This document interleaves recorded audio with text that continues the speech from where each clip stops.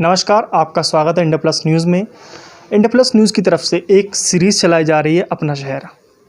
पूरा देश भर में कोरोना से लड़ रहा है और ऐसे में ज़िला मुजफ्फरनगर में भी अब तक 45 केस एक्टिव हैं। और आज हमारे साथ इस सीरीज़ में हमारे साथ हैं वेलफेयर सोसाइटी एसोसिएशन के अध्यक्ष लवी अग्रवाल। उनसे बात करेंगे उनकी सोसाइटी जो वेलफेयर सोसाइटी है वो ज़िले में किस तरह से काम कर रही हैं। आपका स्वागत है हमारे चैनल में। नमस्कार मैम, आप किस तरह से काम कर रही हैं ज़िला में, मतलब जो कोरोना के 45 केसेस अभी एक्टिव हैं ज़िला में, आप अपनी सोसाइटी के थ्रू किस तरह से काम कर रही हैं? आप मुझसे अगर खाली मेरे ज़िले की बात कहेंगे तो शायद मुझे ये उचित नहीं लगेगा, क्योंकि मैं पूरे हिंदुस्तान की राष्ट्रीय निदेशक भी हूँ। एंटी करप्शन में मैं नेशनल जिम्मेदारी निभा रही हूँ और मेरी अपनी संस्था अंतर्राष्ट्रीय संस्था है।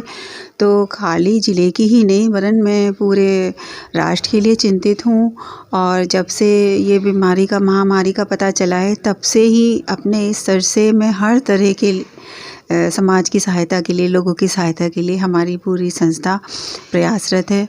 और हमारी उज्ज्वल वेलफेयर के अलावा जो मैं प्रधानमंत्री जन कल्याण योजना से भी उत्तर प्रदेश हेड हूँ और हमारी पत्रकार महासंघ भी इसमें प्रयासरत है।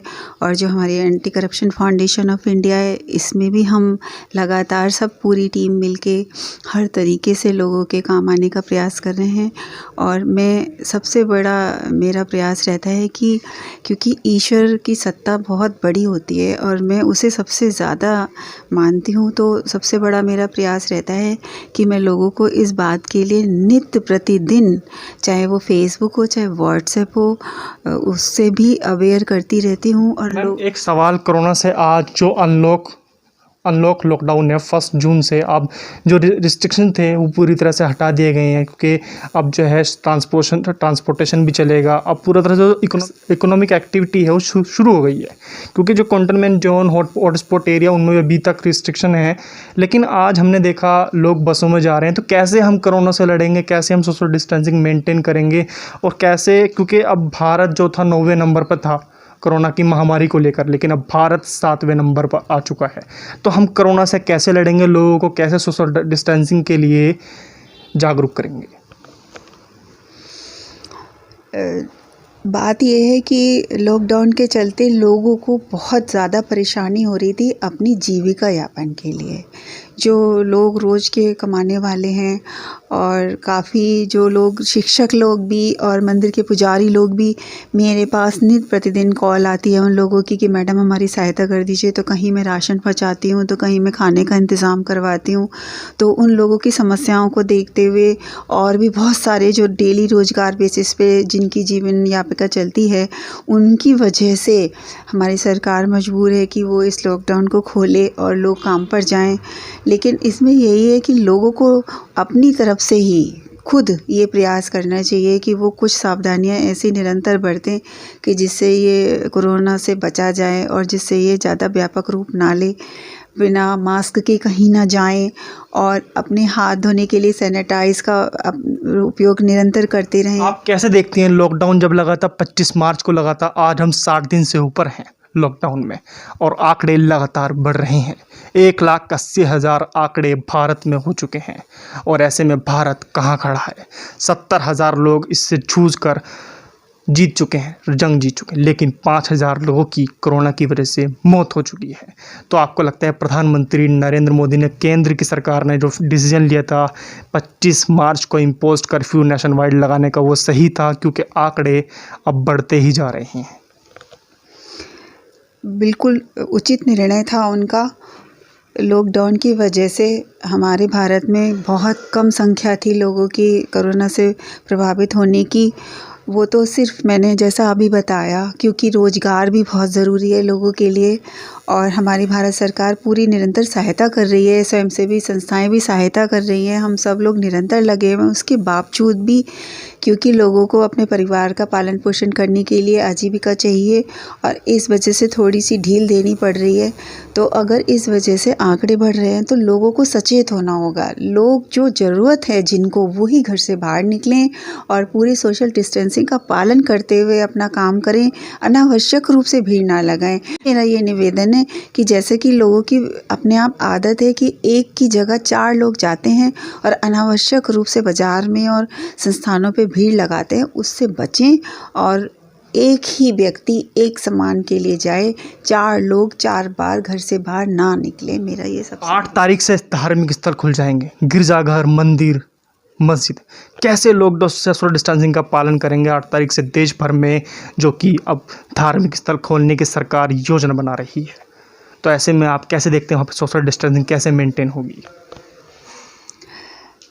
देखिए, सरकार और एडमिनिस्ट्रेशन तो नियम ही बना सकता है, लागू कर सकता है, लेकिन उसको किस तरीके से कामयाब करें, ये सब हमारे आपकी जनता के हाथ में है। और जनता को चाहिए कि जब भी गिरजाघर, मंदिर वगैरह सब खुलें, जिनकी ज़रूरत भी है, क्योंकि प्रार्थना हमारी ईश्वर तक पहुँचे उसका ये मंदिर वगैरह माध्यम होते हैं, तो उसमें हमें खुलने के बाद निरंतर ये कोशिश करनी चाहिए कि हम वहाँ पर भी भीड़ ना लगाएं, सोशल डिस्टेंसिंग रखें और कायदे कानून के साथ अगर हम इन सब चीज़ों के खुलने के बाद इनके साथ न्याय बरतें और सावधानी बरतें, तो निस्संदेह इनके खुलने से हम सबको फ़ायदा ही होने वाला है, इससे हमारा कोई नुकसान नहीं होना है। लेकिन भारत में एक भय भी, अगर धार्मिक स्थल खुलेंगे तो कहीं ना कहीं ये कोरोना पूरी तरह से पैर पसार सकता है।